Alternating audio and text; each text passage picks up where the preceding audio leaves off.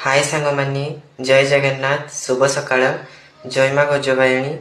आज मु आपण मान गोटे सुंदर कथा कहवाक चाहूँगी। निज हसतु अन्य को हसातु कारण आपण हसिले अन्य को हसैले याठू पुण्य किछि नहीं। आपण को सीना लोक मैंने पागल कहे कि आपन तो निजे ठीक रहिबे ना। मु तो निजे हसे अन्य को हसाए लोक मैंने कहते आई डोंट केयर मुझे सब केवे खातिर करेनी से कहे आपण मैंने हसतु अन्य को हसातु।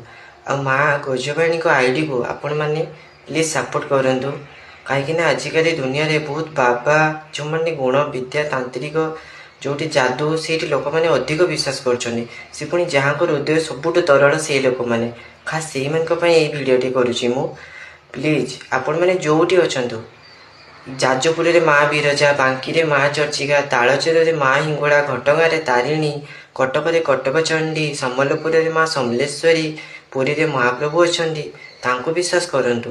अन्य कौन सी मनीष कि जादू किसी भी करुवा मनीष को टोटाली विश्वास करंतु नहीं कहीं ये सब फेक।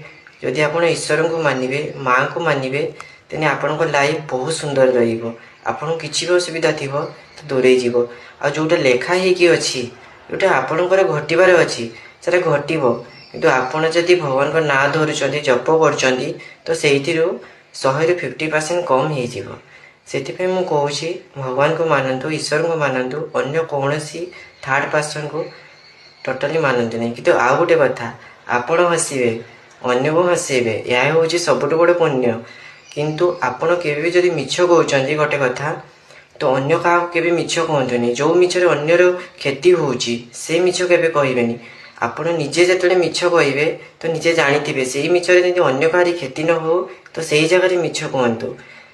आउ कौन कहबी हाँ आउ गोटे कथा आपण मान को गोटे कथा कहवाक चाहूँगी जे माँ सरला आईडी मु गोटे खोली प्लीज सेटा को भी सपोर्ट करूँ। झंकटवासिनी माँ सरला आईडी जिते दूर को जीव मत बहुत खुशी लगे माँ को ना आहरी विख्यात हो रोची। जय जगन्नाथ जय माँ गजबायणी।